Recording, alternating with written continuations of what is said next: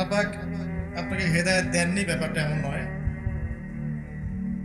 কিছু কিছু কারণে আপনার মনের মধ্যে, কলবের মধ্যে মরিচা পড়েছে। হয়তো আমল কম হওয়ার কারণ হতে পারে, ধারাবাহিকতার ঘাটতি হতে পারে, অথবা প্রকাশ্য গোপন কোনো পাপে লিপ্ত হওয়ার কারণে হতে পারে। তো সলিউশন হচ্ছে যে আপনাকে প্রথমত ফরজ এবং ওয়াজিব নিয়মিত আদায় করতে হবে, বেশি থেকে বেশি কোরআন তেলাওয়াত করতে হবে, বেশি থেকে বেশি চেষ্টা করতে হবে অর্থ বুঝে পড়ার জন্য। এবং আপনি আল্লাহওয়ালা মানুষদের সাথে চলাফেরা করবেন, দুনিয়াদার মানুষদের সাথে চলাফেরা করবেন, বসা করবেন। আল্লাহওয়ালা মানুষ যাদেরকে দেখলে আল্লাহর কথা স্মরণ হয়, এ ধরনের মানুষদের সংস্পর্শে থাকবেন। নিয়মিত আল্লাহর পথে মানুষকে দাওয়াত দিবেন এবং পড়াশোনা করবেন। একটা বিষয় হচ্ছে, যত বেশি আমরা জ্ঞান চর্চা করব, ইমানের চর্চা করবো, ইমান তাজা থাকবে। চর্চা কমে গেলে ইমানে মরিচা ধরে যাবে, এটা স্বাভাবিক। ঠিক আছে, এক মাস যদি আমরা কোরআন হাদিসের সাথে সম্পর্ক না রাখি, অটোমেটিক ইমান কমে যাবে। এই কারণে পড়াশোনা এবং আমল বাড়াতে হবে। আর আল্লাহওয়ালা মানুষের সাথে থাকবেন, ইনশাআল্লাহ তারা আপনার সমস্যাগুলো ধরিয়ে নেবেন। আর শেষ জামানায় ইমান ধরে রাখার জন্য শুধু আমল যথেষ্ট নয়, পড়াশোনা করতে হবে, ইলম অর্জন করতে হবে। একটা বিষয় আপনি পড়েন, পড়াশোনা করে তারপরে ওটা আমল করার চেষ্টা করেন, দেখবেন আপনি অনেক মজা পাচ্ছেন, স্বাদ পাচ্ছেন।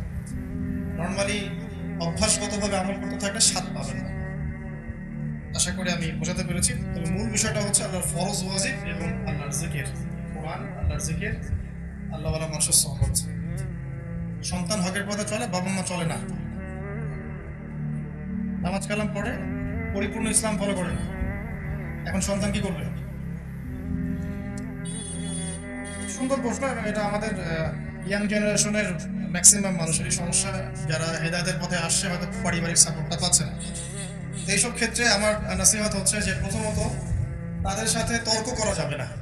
পিতামাতার সাথে তর্ক করে কোনো লাভ নাই। কারণ আপনি আমি যত বড়ই হয়ে যাই না কেন, বাবা মার কাছে আমরা কিছুই না। ঠিক আছে, তো তাদের সাথে উত্তম আচরণ করতে হবে এবং যথাসাধ্য নম্রতার সাথে তাদেরকে নসিহত করতে হবে। আপনি আপনার বলার দায়িত্বটা বলবেন, নিজে আমল করে দৃষ্টান্ত স্থাপন করে দেখাবেন। আমি একটা লেকচারে বলেছিলাম অনেক দিন আগে যে আমাকে কিন্তু আমার আমলনামা ঘাটলে আমার ইতিহাসে আমি পাই না যে আমাকে পুরো বংশ থেকে কেউ কোনোদিন একটা ইসলামিক বই কিনে দিয়েছে।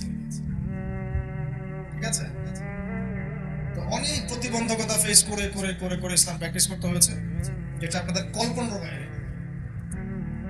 তো এক্ষেত্রে আপনাকে দৃষ্টান্ত স্থাপন করতে হবে, নিজে আকীদা শক্ত করে আমল করে নিজে আগে আপনি একটা এক্সাম্পল ভাবেন যে আমি ইসলাম পেয়ে এভাবে নিজেকে পরিবর্তন করছি এবং আমি হ্যাপি, আমি সুখী আছি।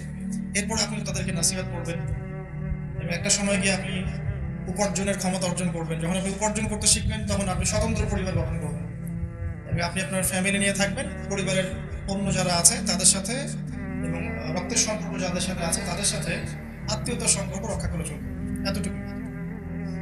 কারণ আমরা চাইলেই কাউকে হেদায়েতের পথে আনতে পারবো না। ইন্নাকা লা তাহদি মান আহবাবত ওয়ালাকিন আল্লাহ ইয়াহদি মান ইয়াশা। আল্লাহ পাক বলেছেন, তুমি যাকে ভালোবাসো তাকে হেদায়েতের পথে আনতে পারবে না, আল্লাহ যাকে চান তাকে হেদায়েতের পথে